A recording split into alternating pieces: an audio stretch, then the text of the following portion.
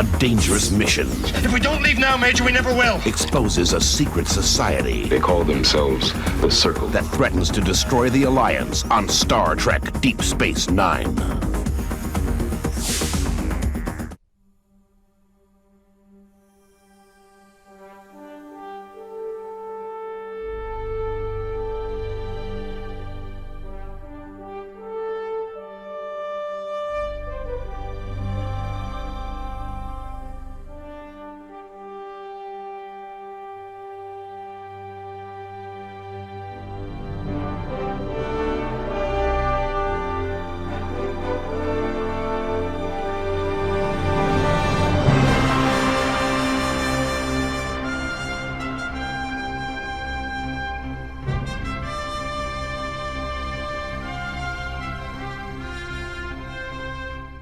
If you create a space station that is at the crossroads of the universe, then you basically have the justification for bringing in old friends. We felt that was a good way to bring viewers to the new show.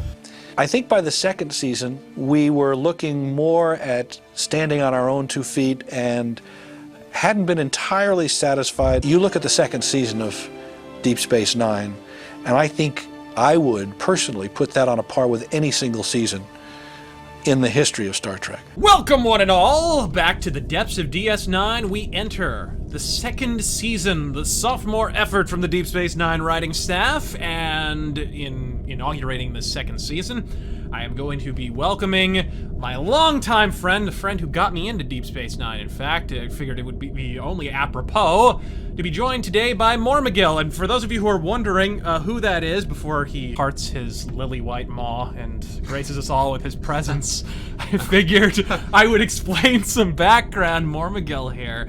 I told the story in the past of the guy who left the Deus Ex disc in my tray and got me into Deus Ex and left Thief 2 over, left Omicron. I noticed every time you wanted to get me into a game, you would just conveniently leave the disc in the tray. Leave it here and just for 10 years and never, So, this is the guy who got me into Deus Ex and the Thief, my best friend for many, many, many years. So I'm glad to have him join us here on the Depths of DS9. He's a huge Trek nerd like me. Say hello to the nice people, Mormigil. Hi, I'm Mormigil. I'm glad to be here. Thanks for having me on DS9. Depths of DS9, but it's okay, we'll get you correct. The Depths of DS9. It's okay. No, I want to be at the high points. I want to be an ops. I don't want to be down in those lower parts that always get blown off and all of the bad simulations and stuff. That's true. I want to be where the people are. Or of the alternate reality ones where the Cardassians still run the station. Which actually is happening pretty soon here. Yeah. In season 2. So we open here with a 3-parter. So we're actually going to review all 3 episodes. The first one is The Homecoming. The second is The Circle. And the third is The Siege. And it's really all one episode. It's just a great big long 3-parter, which is interesting. It's a ballsy move for Star Trek Deep Space Nine because I mentioned when we were watching it, season 1 didn't even have a 2-parter. Right. And we're jumping into season 2 with a 3-parter. Yeah, nice deep story arc. It's a damn fine one. I hear a lot of people bitching and bellyaching about the Bajoran episodes. Those people are called, leering cunts, I believe is what you call them. But not great. So I love this whole 3-parter, and it's funny because it's so kind of epic and sweeping in scope that in retrospect I thought that it was like a season-long arc, but it turns out it was like 3 episodes. I think that DS9 has handled like things that have similar amounts of depth, but in many longer episodes, like the Dominion arcs are longer. But this has about the same material and substance as a lot of those do in some ways. You know a season's gonna be amazing when it opens with Odo and Quark. That's true. You know this. That's true. They're in the bar and Odo and Quark are going through routine banter, and it looks like Quark is manipulating Odo. Just a smidge. Oh, really, Odo? Sometimes I think there's no pleasing you. I help you crack a notorious smuggling ring, and yet you still insist on treating me like the enemy? You are the enemy. Then how do you explain my helping you? That's just it. I can't explain it. It's great because then you get the nice little, is it the 76th rule of acquisition.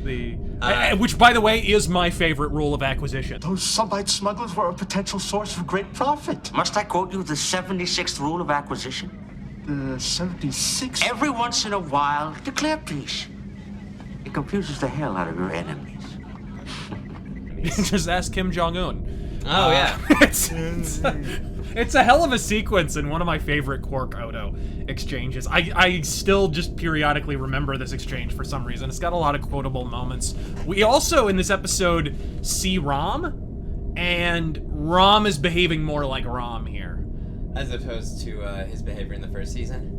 In the first season, he was a little bit more mustache twirling and nefarious. Oh, really? And here he's more lovable doof a little bit. Like, Yeah. I remember there was an episode in the first one, I think it's the Nagus, where Rom tries to get Quark killed, assassinated. As Nagus, you know, he's That a little could bit be. of more of a cliche for Oh, that's for right. a- Yeah, his character has Quark he's more nefarious, and Rom is more of the goofy, just he's like the foil more clearly Yes, to Quark. Exactly. Yeah, rather than them being a scheming pair, they're clearly differentiated here into doofus and smart guy. Yes, exactly. And Quark, is perhaps even better than the byplay between Odo and Quark, is the interaction with Kira and Quark in her quarters. He sold the Bajoran necklace from the Badonkadonk alien.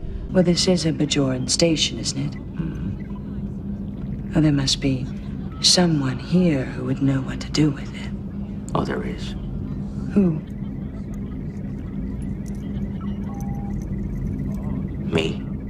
One of the aliens you see like only, once or twice. The Again, chick with the saran wrap tits, whatever she was, she sells him suggestive word choice. the purple coiffed gender studies major alien. She goes ahead and sells him Lee Nollis's earring. Right. And she immediately finds out about this. Great exchange with her and Quark. The bedroom. You take one step in here, and I promise you it'll be your last. It could be worth it. You got 5 seconds to tell me what you want. Aren't you gonna offer me a beverage? 5, 4, Can't we at least sit down? 3, 2, 1. And then, of course, she goes to Cisco in the Replimat, and, Look, Commander, I wouldn't be asking you this if I thought there was any other way to rescue Lee. But Bajoran ships just don't have the maneuverability or the defensive capabilities to get me safely in and out of Cardassian territory. You're sure this is genuine? A genetic analysis matched it to Lee's DNA records. It's genuine, all right. Before I commit an act of war, I'd like to ask your permission to take one of your runabouts so that you're clearly identifiable here. And speaking of permission, I should mention before we even talk about that exchange, the sort of preamble with Jake and Cisco, where it becomes painfully obvious that Jake is getting ready to get his end wet, essentially, and the whole Jake Jonesing for some Bajoran slatch trap. Dad, I already asked her out, and she said yes. She did. That's wonderful. I was just wondering if you had any ideas on what we could do. I was thinking of taking her to the Hollow Suites. The Hollow Suites? I don't think so. Why not? Because you're too young to take a girl to the Hollow Suites. Okay, then how about if I take her to our quarters? Well, no quarters. He's growing up in the world. He is a little bit. He's engaging in interracial relationships at this point. Which so. he has several of over the course of the series, in fact. Well, Nog is his best friend. Don't go there. Don't go there. No, I'm just saying. Actually, have it a little Ferengi... umox? Ferengi umox with those teeth though. That could really hurt a guy. But anyway. Kira contemplates the violation of intergalactic law, as we said, shining harsh illumination on the difference between Picard and Cisco. Yeah. Because immediately he's like, I'll take it under advisement. Right. Well, he has to think it over, but later on, when he does actually think it over with Dax, you can see that Cisco is actually consumed with the ethical question, and Dax is just totally pragmatic. I'd say give Kira the runabout. What do you know about Kira wanting a runabout? I promise not to tell. All right. Supposing I do help and she does rescue Lee Nollis, what do we say to the Cardassians? The question is, what do they say to us? How would they explain to us how they have a prisoner of war held in the first place now at this juncture? So, the sort of caveat here is that Cisco forces fucking O'Brien.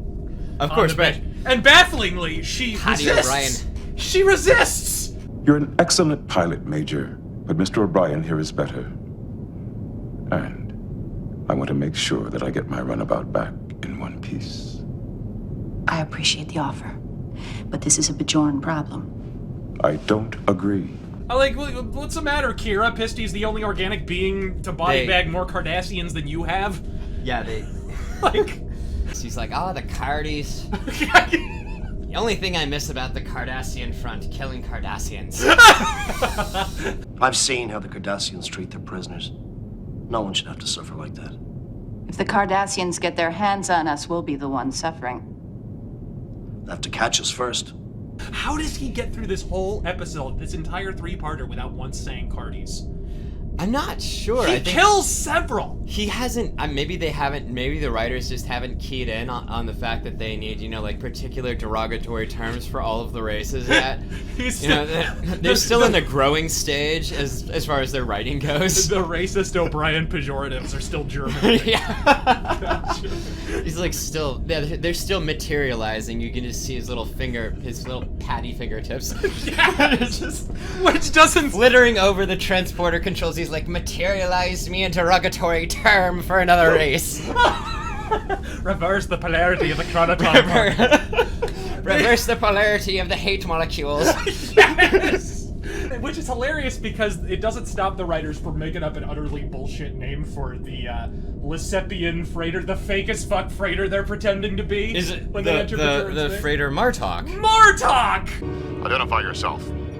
This is the Lesepian Transport Martok? Which, does anyone recall that name? Is that something that anyone remembers? No?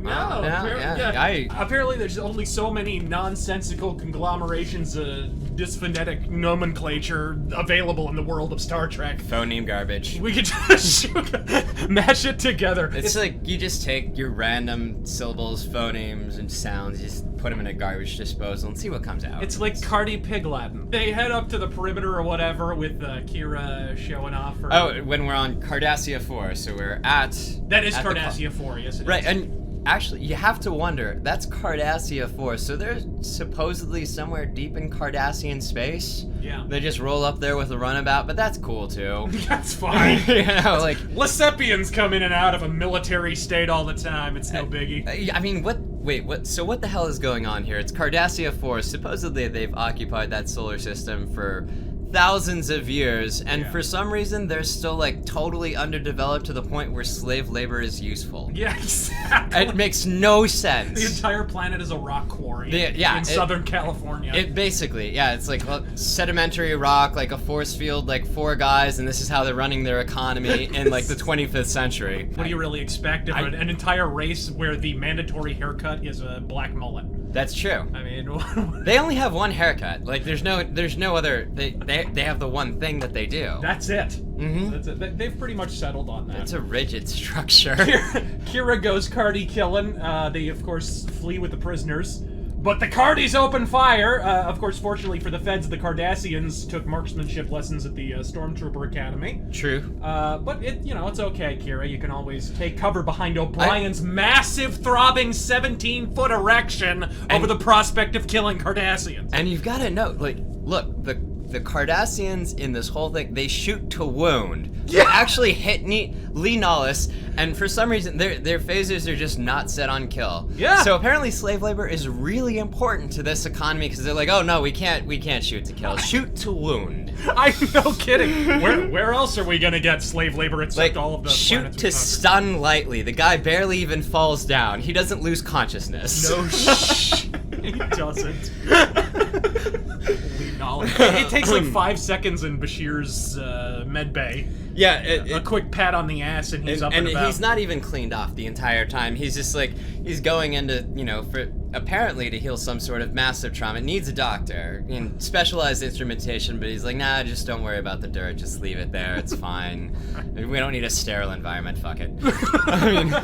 I would be remiss if I didn't mention that this episode pens the latest chapter in a great long storied tome entitled Bashir Annoys the Living Shit Out of Everyone. I consider myself a bit of a history buff, and I must say, some of the campaigns you led against the Cardassians were truly remarkable. Doctor, I think that you'll find that others enjoy talking about those days far more than I do. But Bashir annoys the living shit out of everyone, or he's secretly assessing them with superior intelligence. Which is why that fucking... I mean, we try not to spoil too much on the earlier episodes here of Depths of DS9, but everyone kind of knows what twist is coming with Bashir. The great thing about that retcon is that it explains away a lot of his earlier conduct that was just grating as shit. Yeah. Right? It makes him a better character by default because of that. Yeah, it makes the rewatching that much better. So, hey. Okay, that was clever. It really does. We then return to Quark's bar for a demonstration of the EA publisher-developer relationship. 1 for you and 6 for me. 1 for you and 6 for me. Would you stop looking so glum? Payday is supposed to be a time of joy. However, why should Rom have any expectation they get an equal share? Because actually it's only Quark that owns the bar. So that, that's not too off base, is it? I mean, if my employer gave me an equal share of everything that I don't know. That probably wouldn't work. It's the first inklings of, I've said this before, but Rom goes from lovable doof in the early seasons. Well, he goes from nefarious Snidely Whiplash sword to kind of lovable doof. He gets in this kind of sweet spot, and then at the very end, he becomes a genius, but he also politically turns into Rahm Emanuel. Essentially, he turns into a space socialist, which is interesting. Oh god, and given his eventual fate, I guess you could say that's interesting foreshadowing too. It is. He has these complaints early on. He does. He does. These complaints about his equality of outcome is what Rom is out for. I'm under no illusions the writers were thinking they were going in that direction. Probably not. No. But still, that's pretty clever, unintentionally. Rom bugs out because he's had enough of just taking it in the butt economically, so he's gonna go. He gets branded by the 4 guys Bronson wasted at the beginning of Death Wish 4 with the stockings on their head.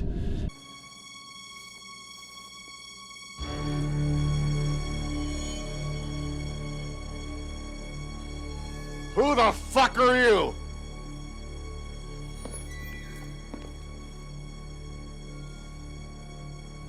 Death. One of the constant things that was being subverted in Deep Space Nine was the idea that Cardassians are binary evil and Bajorans are binary good. Yeah. Where it was, the Bajorans can be racist too. Like in Duet, the Bajoran guy's the one who kills the Cardassian guy who's pretending to be Gul Darhe'el, and he does it entirely because he's racist towards Cardassians. Whereas we had kind of been setting up this situation where, the Cardassians were ethnic cleansing the Bajorans, and they're space Himmler, and all this stuff. and then all of a sudden, the climax of the episode is Bajoran guy hates Cardassians so much he just murders him because he's Cardassian. Yeah. Which is, so already we're kind of setting that up with a Bajoran hate group. Who was responsible for this? An extremist group from Bajor who call themselves the Circle. Bajorans did this? I'm afraid so. But why? Their goal is to rid Bajor of all non-Bajorans. Right, they brand the Ferengi because he's an alien. They don't have any problem with his business practice or anything else. Yeah. And then the very next thing is a scene with Cisco and Jake, his son, where Jake explains that he was going to go on a date, but it gets canceled. Right. Because the woman he was going to date is a Bajoran, and Jake isn't a Bajoran. Yeah, and also black. And yes, also that. She said her father wouldn't let her go out with me. Why not? Because I'm not a Bajoran.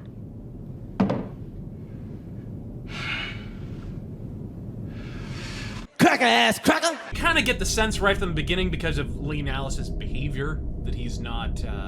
He's at the very least not a reluctant terribly hero. Yeah, he's reluctant. He's not enamored with his position as this Wild Bill Hickok folk hero of dime novels, basically, right. Which is essentially what he is in this story. You know, they're writing Bajoran pulps about this guy. They've got to be right. Yeah, they're making. They made a myth out of him, mostly because they probably needed to. Yes. They needed to make a myth out of someone, and there's, probably in every rebellion or peasant war or anything, there's going to be a myth made of someone, a figurehead. We only learn this after he tries to, bug the fuck out and he gets caught. Yeah. But after that, we're treated to the unsurprising revelation that the story of his, waterside UFC fight with, what was it, Gul Zareel or... Gulmarang. Gulmarang, not to be confused with... No. That's the one. That's the made-up one that Kira... Oh, no, you're right. Yes. Pulls oh, out yeah, you're right. Gul Zareel. Gul Zareel. It turns out that whole thing was fake news. Yeah. So, no, it started because of a tweet. Actually, a tweet that someone sent from their bathroom. It was just... My reputation even followed me into the labor camp, where my mere presence seemed to inspire my fellow prisoners. And I had done nothing but shoot an unarmed Cardassian in his underwear. I am not the man that they think I am. Perhaps not. But Bajor doesn't need a man. He needs a symbol. And that's what you are. Okay, it was actually an Onion story, and I just misinterpreted. Yes, completely. It's fake news, everybody. Don't pay attention to it. Never mind. But speaking of Wild Bill Hickok, I was actually struck a little bit by the parallels, because DS9, they said at the beginning, DS9 was originally intended to be sort of a space western. He very consciously wanted to do a western. We had the country doctor, and we had the barkeeper, and we had the sheriff, and we had the mayor. We had it all. It was all there, and the common man, Miles O'Brien, and the Native American Kira in a weird way. It's all kind of quintessential Western, right? Yeah, okay. And so this kind of brings it full circle with me, where it actually, the conversation that Ben Sisko has with Lee Nollis, it parallels Wild Bill Hickok in Deadwood, where he's kind of talking about how, people have just decided who he is. Sure. And his life is kind of living itself, where he kind of can't live up to the legend in a way. I'm doing what I want to do. Bullshit. Some goddamn time. Man's due to stop arguing with himself. Feeling he's twice the goddamn fool he knows he is. Because he can't be something he tries to be every goddamn day without once getting to dinner time and not fucking it up. I don't want to fight it no more. Understand me, Charlie? And I don't want you pissing in my ear about it. Can you let me go to hell the way I want to? It's a shame you mentioned this too. Lee Nollis obviously is not a long-term huge member of the cast, and it's kind of a shame because he's a cool character. He's a good character. He could have, in some ways, he could have contributed some continuing character conflict, which would have been perhaps more interesting than some of the other characters. Yeah. Because he has, an original gripe to deal with that seems to, it's a deep enough character flaw to always be trying to live up to your reputation and not really attaining having this, or having, being comfortable with it. Which is a shame because, as we see, he is capable of genuine acts of heroism. And he gets comfortable fairly quickly. Yeah. Then, of course, because Lee Nollis is such a looming presence, Kira gets a fucking space promotion, massive air quotes. She gets recalled back to Bajor in what is called a promotion, but it's really a demotion. In the context of actually increasing civil strife, they're part of the reason that the Circle exists on Bajor the way it does is because the whole political spectrum is fractured. Yeah. I wish I could have stayed longer. Why? What stopped you? The Naboth needed to return here to assume his new post. He's been made the Bajoran liaison officer to Deep Space Nine. I already have a liaison officer. Not anymore, you don't. Major Kira is no longer assigned to this post. She's been recalled to Bajor. Little knows the viewer or anybody else, there's a good reason for having Lee Nullis on the station and for having Kira out of the picture. Exactly. I've always loved this sequence. The resultant sort of Seinfeld apartment sequence where everyone keeps Kramer in the fuck into the apartment. This is one of my favorite sequences of all time. It starts with Odo and Kira, and you can see Odo as the man of law and order, and Kira as the person with the strong personal code. They have these shared values, and they're communicating about them very, very strongly. You're surrendering. You break the rules, you pay. Wait a minute. I want to be sure I heard that correctly. Because it doesn't sound like the Kira Nerys who has made a career out of breaking the rules. Well, I guess I broke one too many. Major, you've been breaking one too many for 14 and a half years. Cardassian rules, Bajoran rules, Federation rules. And then more characters keep getting introduced and adding layers and layers onto the conversation, and they play off one another so strongly. Yeah, it's a prime example of, a sequence that probably wouldn't have flown on TNG. No, wouldn't have, even though it had a strong ensemble cast. Most of the cast from DS9 was culled from like stage experience, and this is very much like a play scene. Yeah, the next character that gets introduced after Odo and Kira is Dax. I thought you did fairly well, once I smoothed your rough edges. Yes! Am I disturbing anything? Stick around, you can help me cry in my synthale. I thought I should return this epitelic lotion. No, if you like it. Oh, it's wonderful. Well, then keep it. How can you be chatting about skin lotion at a time like this? Every time someone's added to the conversation, they try to have the same conversation with Major Kira about leaving or staying in a different way. Yeah. Odo fights with her as if he's the town sheriff, so he's like prosecuting his case. Yes. Dax and Kira chit-chat about like, oh, how are we gonna keep in touch? Which belongings are gonna stay with you or go? You keep this lotion or whatever it is. Exactly. O'Brien is a simple soldier, so all he says is something along the lines of, it's a pleasure to have served with you, Yeah, Major. something to that effect. Don't worry, Chief. It's all been said. I have a good deal more to say, thank you, Doctor. Look, I could come back. Odo, leave her alone. This is Kira's decision to make. Unless, of course, you want me to talk to Cisco. I knew what I was doing. I knew the risk. That's not what she asked. I'd just like to say, Major, it's been a pleasure serving with you. Come in. Well, Dr. Bashir just fumbles awkwardly like always. Exactly. His character's not got his feet or anything else wet, so he has no idea what he's doing. We've been calling him Blue Balls Bashir for a reason. Oh, really? Yeah, that makes a lot of sense. Doctor, if you were Kira, wouldn't you at least be complaining to Commander Cisco? Look, I just wanted to wish you good luck. Thank you, Doctor. Complaining about what? Never mind, Doctor. If she doesn't care, why should we? Have they given you any reason yet? Quark tries clumsily to seduce Kira once again. It's not gonna work. Doesn't. Not happening. An intimate farewell drink, a sympathetic smile, a shoulder to cry on. As I was saying, Major, You'd be surprised how often that works with women. Is this a joke? Did you plan this? Nobody could have planned this. Oh, we're open for business. Come on in. Join the crowd. Vedic Barile.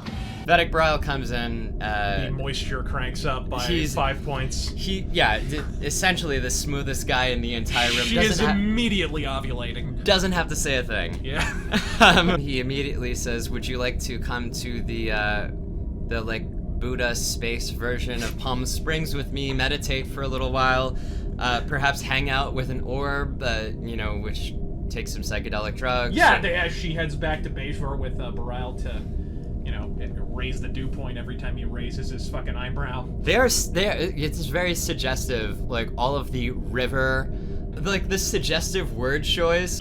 It's time, isn't it? Time? Come inside with me. The word flow is said like 2 or 3 times, like while she's there.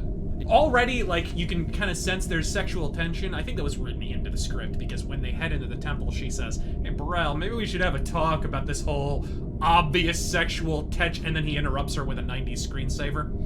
And she looks at the... Barile, maybe we should talk about...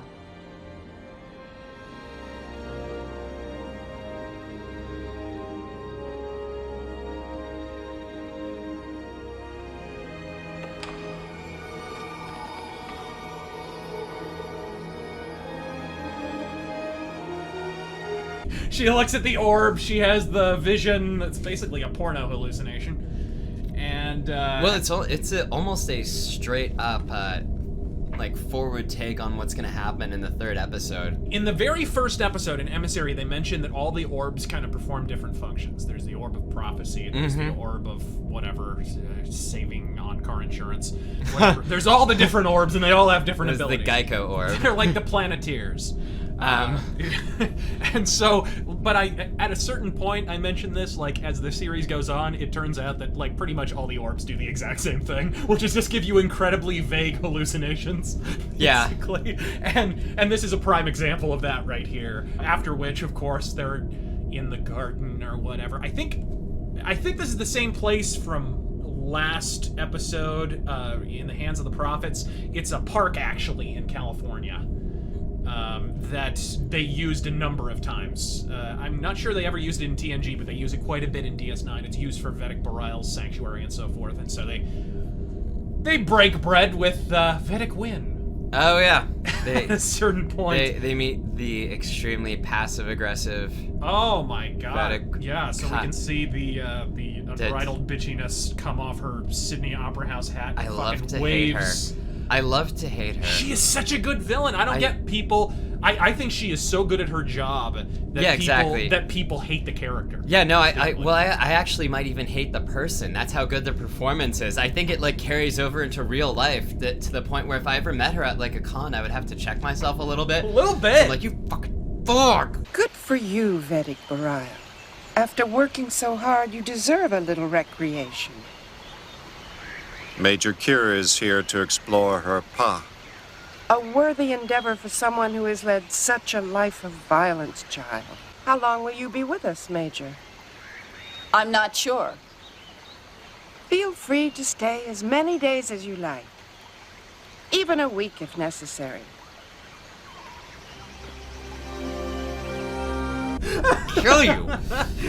Yeah, like why would you do any of the things I'm gonna hold the performer personally accountable for what the writers wrote. So, and speaking of the writers, which is wrong. Speaking of the writers, I have to, if there's anything that's a little fumbly or awkward about the way the episodes are written, I would say, and this is totally nitpicking, and I admit it up front, but a little over much information is divulged through Quark overhearing something. Oh, sure. And we don't see it on screen. It's a very convenient plot device. We gotta leave. Well, I do anyway. You could just turn into a couch. You mean because of this circle business?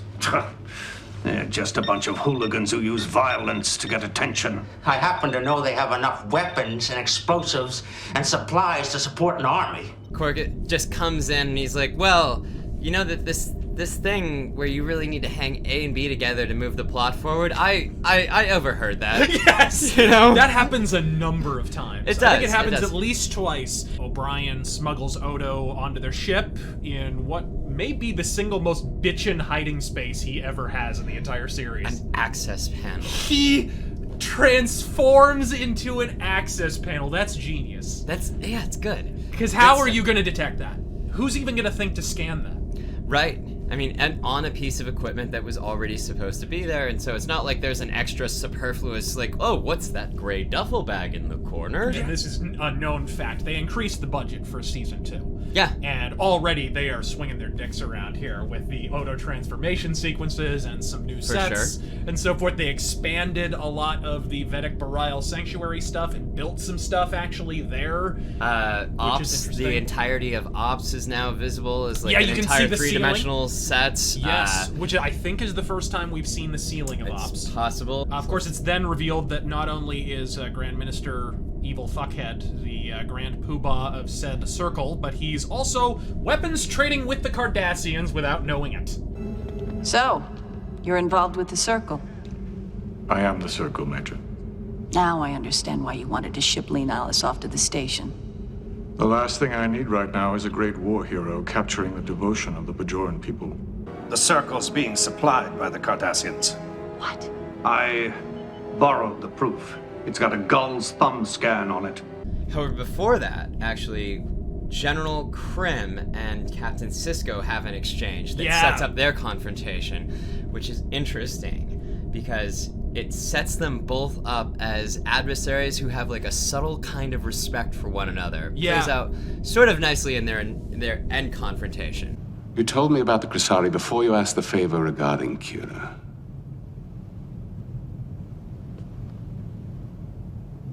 You could have tried to trade that information for the favor. I wouldn't do that. I'll remember that about you. No binary characterizations in DS9. You don't, even though the Bajorans here are like the bad guys. They are the opposition force. Right. You have a commander of these Bajorans who is essentially being used by his higher-ups. Yeah, the whole this whole three-part arc has a lot about what it is to become the enemy, make friends of the enemy, the place of loyalty. All of that here is heavily in question. You move back and forth from black and white and through the shades of gray on that. Exactly. Everybody, Quark starts off, he's a known con man. Yes. And by the end of this three-part arc, although he's committed some misdeeds, he's actually helped quite a bit. Although, albeit as a plot device. He's been deputized as well. Yeah, he was given a choice between, being imprisoned and being deputized. Hey, Odo. You'll miss me. You know you will. Say it. I'll miss you, Quark. You said it. I'll miss the aggravation, the petty theft, the bad manners. Odo.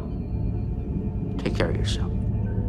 But that's also a self-preservation, which speaks to an investment in the space station, which is all their home. So in the end, he's on the home team. Indeed, exactly. And that was an edict handed down by the writers, by the way. When you look at the first season of Deep Space Nine, essentially what I think you see is our intention to do stories that bring in fans of the next generation. By the second season, we knew how to do those things, I think with more consistency. And we started to sort of nail them more often. And we also started developing the Dominion arc and to really understand more about the Prophets and Bajor and understand the relationships between the characters. So it just became a stronger show. And you can see that right from the outset here with this three-part episode. It's one long-form fucking feature-length episode. And with this relationship between Sisko and the General, you can clearly see that reflected in terms of mutual respect. Both of them essentially noble men, but on opposite sides of an identical conflict. And they both get orders that they don't agree with. They handle it in different ways. Yeah, the Admiralty are incompetent, and the Bajoran leadership are overtly corrupt. Right. And they find themselves, although their sympathies are actually with one another.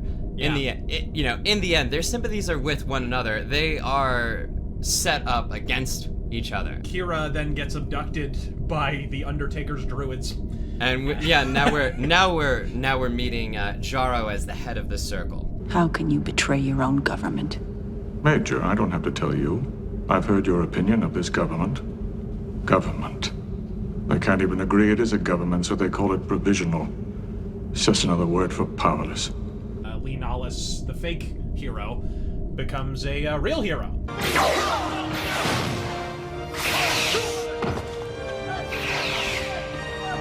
Chief, get us out of here! Lee Nollis and O'Brien, Sisko, of course. And two Bajoran red shirts. And wearing gold uniforms, but red. Peach shirts. The concept of red shirt applies. They die and are left off screen forever. Yes! May they rest in peace in the Star Trek graveyard. With Vedic Wynn heading skyward, and the Salt and Pepper Space Pope pulling off a coup, or an attempted coup anyways, now unfolds the rarest occurrence of all. Bajor backhands the motherfucking Sisko. The Cardassians might involve themselves in other people's civil wars, but we don't. The Prime Directive applies, man. Admiral?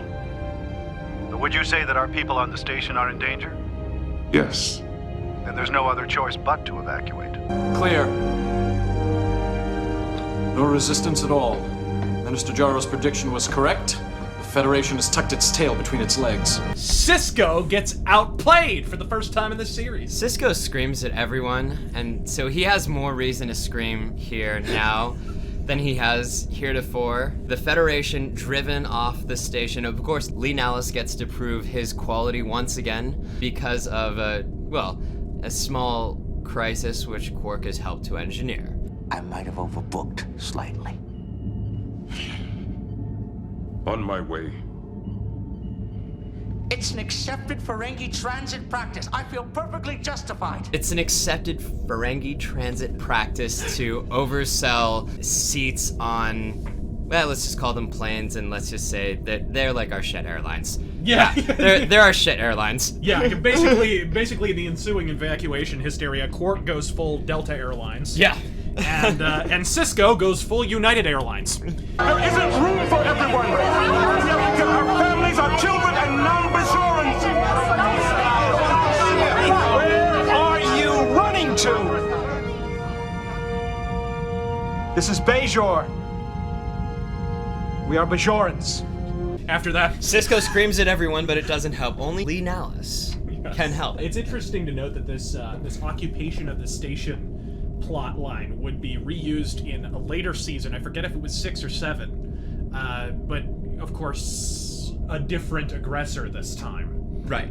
But once again, the massively underrated second season actually got there first, and this time Starfleet is actually smart enough to stay behind so Cisco can wear his Arsenio Hull suit and subtly engineer their destruction. It's a very nice suit, probably not meant for those, conduits and maintenance spaces. And but, frequent backhandings. But nobody ever looks in those conduits. Never. Yeah. They never, throughout the entire history of the guerrilla movement, they're always carried on in Jeffries tubes and conduits. And when have the guys who are engineering your destruction not hidden in the Jeffries tubes? And when does the occupying force ever check in the Jeffries tubes? Never. They're just like, oh, well, we don't see them here. We think they're here, but they're not out on the promenade or in OPS or in the open, the habitat ring or anywhere else. Should we check in all those spaces in the walls? No shit. No. The Dax Kira Top Gun subplot, wildly underrated here. I thought it was really cool. Number one, because we get 2 of the female characters actually interacting on some substantial level. We've only gotten a few offhanded conversations before. Here you actually see them working through a problem, bonding, see how they're actually interacting. And it's a shame we didn't get to see more of that going forward. Don't turn the engines off. We'll never get them started again. Let's go. Thank you, Tobin. Dax, come on. Over the hell with it. It's gonna fly, it's gonna fly. Problem? No, everything's wonderful. Ow. And I love the beater of a ship they're on. The absolute beater of, it's like a space Winnebago. It's terrible. Or like a Pinto. Yeah, or like I said when we were watching it, it's like a Star Wars ship found its way into Star Trek. Exactly. Yeah, that's a very apt characterization. And it's not for lack of production values. They wanted this thing to look as beat up and crappy as it does, and it makes it very believable. The underdog against the overwhelming odds. It works great for them, especially as a way of characterizing Kira as scrappy, a clever, scrappy, resistance fighter. Right. Terrorist. Taking the ship into the atmosphere in order to cut the advantage of the 2 ships that are technologically superior, who have pilots who are supposedly as experienced. Yeah.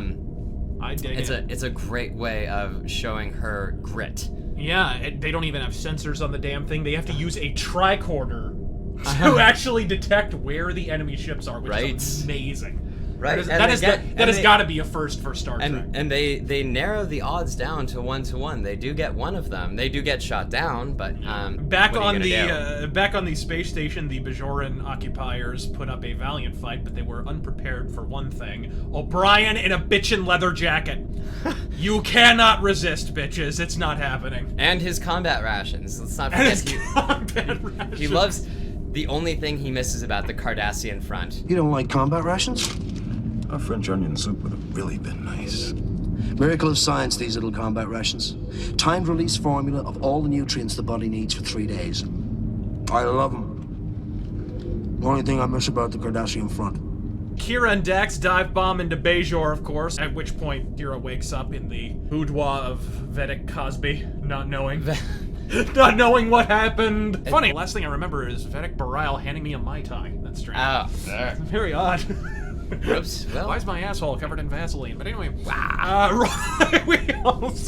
get a twofer in this big three-parter. I forgot to mention this when we mentioned the rule of acquisition. We actually get 2 rules of acquisition in this. Oh, that's right. When they're going through the Jeffries tubes and Quark is lugging his latinum around because Rom did the double cross. That is rule of acquisition 76? 31. 31? Oh, I'm sorry. Never make fun of a Ferengi's mother. Rule of acquisition number 31. Seems like solid advice. I'm not sure how it pertains to the acquisition of profit, so to speak. Sisko, of course, draws the Bajorans into yet another trap, whereupon Lee Nallis gets, in my opinion, the line of the fucking episode. When they come into the office and he's right there with the Bajoran phaser. Ah, yes.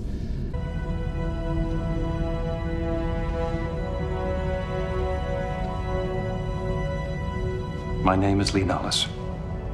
Perhaps you've heard of me. Bam! There's the money shot. He gets a little swagger towards the end of the episode. Of course, he comes into his own. Yeah, but at the same time, you know, he's still looking for the fucking escape hatch. And the moment he sees it, he does not miss it.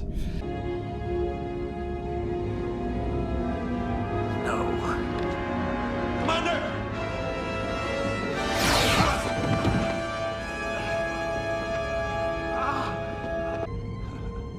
Off the hook. After all. You know, it's part heroism and part death wish there. And plot convenient. And plot, yeah, I mean, he was, maybe he was an expensive guest actor. It's possible. I mean, who can say? You know, in some television shows, like Battlestar Galactica, Hilo did such a good job, they continued to bring him on. The same thing with Garrick and Gul Dukat and all the guest stars here. Lita. Rom is even one of them. We learn just how fractious over the course of this 3-part episode the Bajoran government actually is. How much it is teetering on the edge of collapse. Something the entire previous season really did not establish until the very end. We got some lip service to that in the very first episode. Commander, I've made a career out of knowing when to leave. And this Bajoran provisional government is far too provisional for my taste. And when governments fall, people like me are lined up and shot. This is the first time we really see it in practice. Yeah. Where we actually have Game of Thronesian kind of power struggles and different factions vying for control. We're actually shown how the Assembly and the Vedics, you know, it's kind of a Iran situation with like the mullahs and the government at the same time. Yeah. You could have deepened this even more, because like in Iran, it's the mullahs, the government, and the military. You could have added a third prong in there still. I guess you kind of do with the general. They do. It's not clear how the provisional government and the Vedic Assembly share power, although it's clear. It's obvious they're the spiritual leaders, so they wield considerable influence. Right. Obviously. And the military, being the military, is, you know, made up of the only people who can actually establish an order. Yeah. At this time, it's clear that they're like sort of mutually co-constitutive, but really unhappy partners. Yeah. Not very good at working together with one another, and that there's like really no solid institutions left except for things that have always been there. Provisional government is so provisional that it can't really keep track of anybody in the either two other branches. Yeah, and that's why you have the appeal to the orthodoxy in the Bajoran religion. Apparently, this is actually the first time we're hearing that there are different wings of the Bajoran religion as well. We mentioned that Vedic Win is the head of a sort of orthodox branch. A smaller branch. Yes, exactly. But it wields increasing influence with the flux on Bajor, essentially. Support from the Vedic of an order so small as mine surely would not be significant. You stand for a return to orthodox values, as do I. We're a match made by the prophets. In the overall, I would say this 3-parter, and you really do have to take it as a 3-parter because it's not, one episode is not separable from the other. Not at all. They have different themes, I suppose, but it's all one consistent story arc that's reaching its natural conclusion by the end. So I would say this is a 5-star like starter episode for the season. This is damn good. It's one episode, make no mistake. It probably should have been a full movie length and edited as such, but yeah, really, really good stuff. I will brook no pejoratives leveled at the Bajoran episodes personally here in season 2. I think it deepens the world of Star Trek and of Deep Space Nine.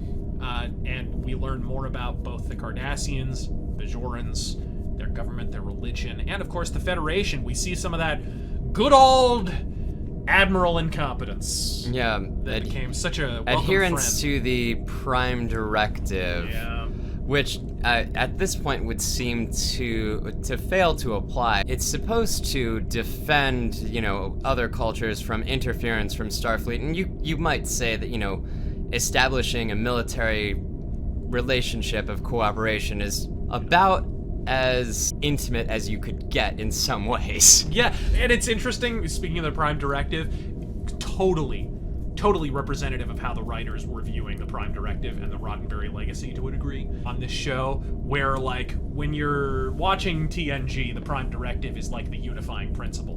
By DS9, the Prime Directive is an albatross.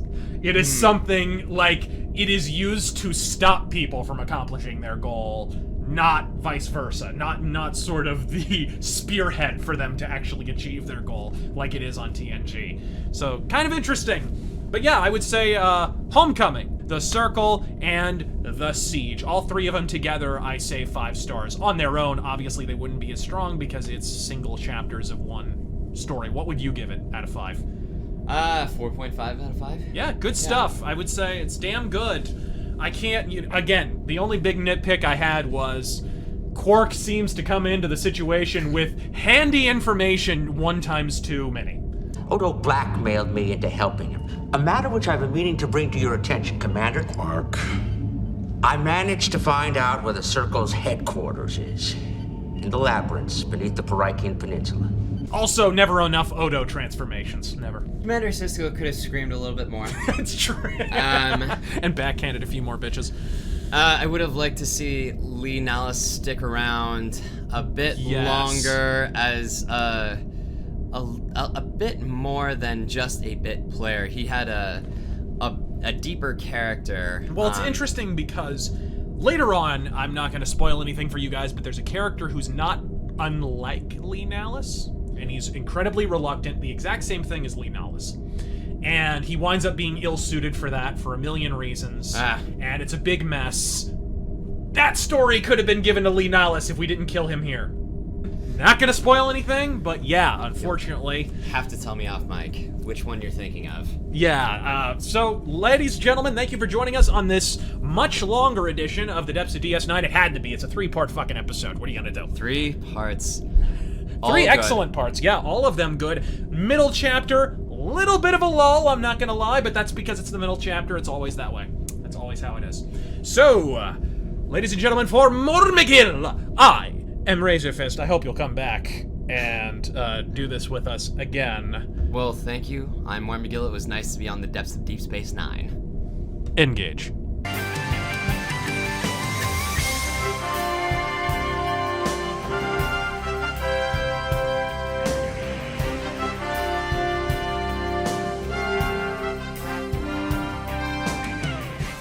How do I look? As handsome as ever. Really?